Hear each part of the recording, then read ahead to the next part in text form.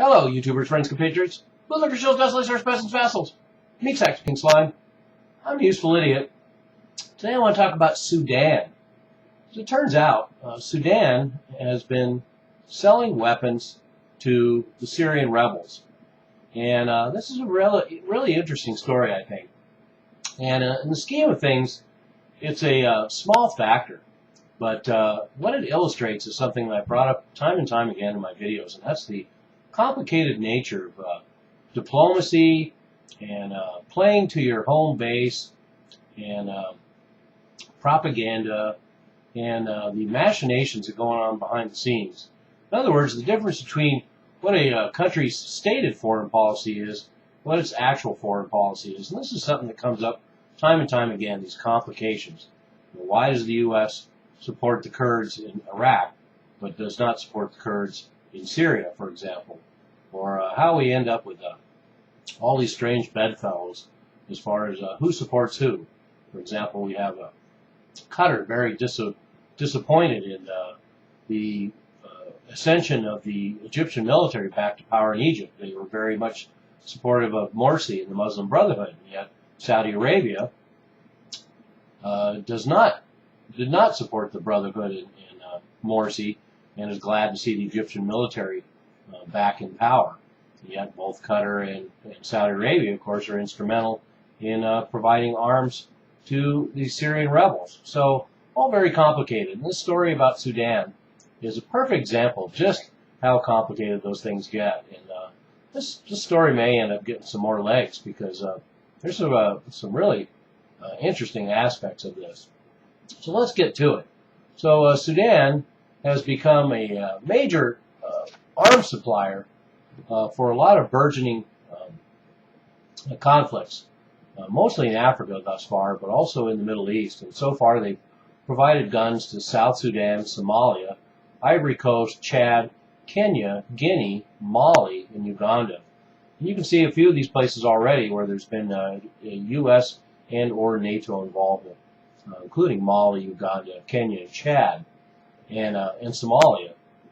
And we also have the Sudanese government supplying weapons to the opposition in Libya. Of course, we know what happened there. But now we have the story coming out that Qatar was buying guns from Sudan, shipping them to Turkey.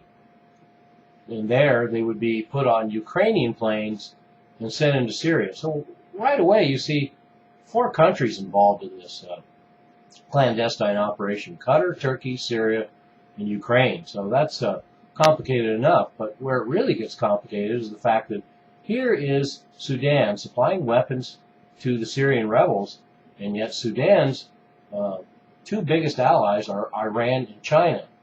So, of course, Iran supports the Assad government, and yet Sudan and Iran are good allies, and Sudan is now arming the rebels against the Assad regime. So I wonder what's going to happen when Iran finds out about that.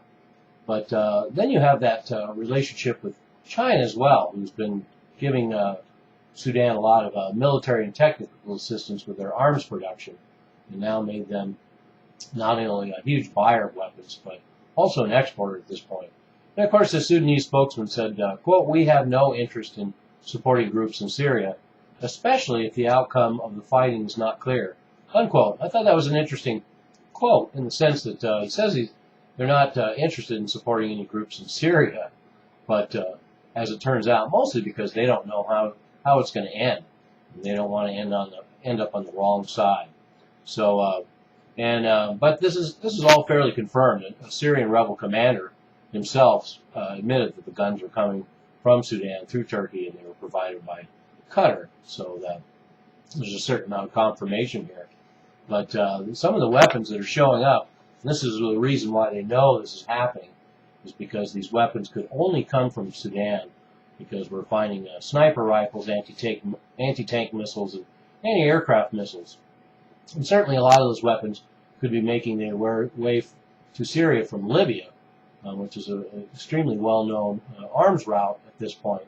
But a lot of the weapons have been made since the Libyan fall of Libya, And so therefore Sudan is continuing to supply weapons to Syria as we speak. And the weapons are arriving with a lot of their markings obscured, so they can't be traced back to Sudan. But nonetheless, that connection's been made. But where this gets complicated, like I say, is that here we have Sudan that has this ally relationship with China and Iran, and yet everybody's playing all sides for the almighty dollar or any kind of coinage, any kind of money, because the money is the bottom line. So I guess that's my point here, is the fact that money is what talks. That's what matters most, and this is, certainly proves that. Sudan is having a lot of economic problems. They need the money, and boy, selling arms is the biggest profit maker in the world globally. So why not get in on the action? And so they're going to support their devastated economy by selling arms to whoever wants them, including against the interests of their own allies. And to go back to those allies, first we have China, which has provided $55 million worth of weapons to Sudan since 2004, and that's 90% of the arms in Sudan. And let's not forget, this is an extension of the same government that was in charge of the slaughter and genocide in Darfur for all those years. And that used to be in the papers every day, and it was on bumper stickers on liberals' cars.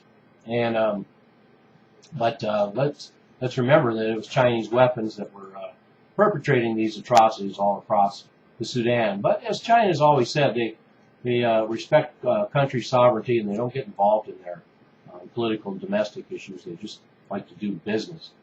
But China is also Sudan's largest trading partner. It's 3/4 of all of Sudan's exports, which includes a good deal of oil right now. And let's go to Iran. This is where it really gets interesting, because this is, like I pointed out earlier, diametrically opposed. We have Sudan and Iran, very close allies since the 1990s, and yet we have Iran supporting the Assad government. Now we have Sudan selling guns to the opposition that wants to take down the Assad government. And their relations go back to the 90s, like I say. Iran has even provided $300 million in Chinese weapons to Sudan. And incidentally, it was the Revolutionary Guard that trained the Sudanese army. And in 2008, Iran and Sudan even signed a military cooperative agreement. And just this year, we have Iran building a logistics center, a secret construction project at Fort Sudan in Sudan, and it will be a military supply base. And Iranian ships have docked there frequently for the last 20 years, but now they're going to use it for a military supply base. It'll cut the time in half that it will take to get weapons to Syria and to Hezbollah. So here we go, that strange realpolitik that runs the world, and a good example of something I've talked about numerous times. You have to look at what they do, not what they say. And in this case, once again, it's strange bedfellows and just another odd factor involved in the clusterfuck going on in Syria. And it looks like everybody's in there one way or another, trying to get some sort of piece of the pie. And of course, in the end, the arms dealers are going to be the biggest winners. That and the morticians. I'm a useful idiot. Don't you be one too.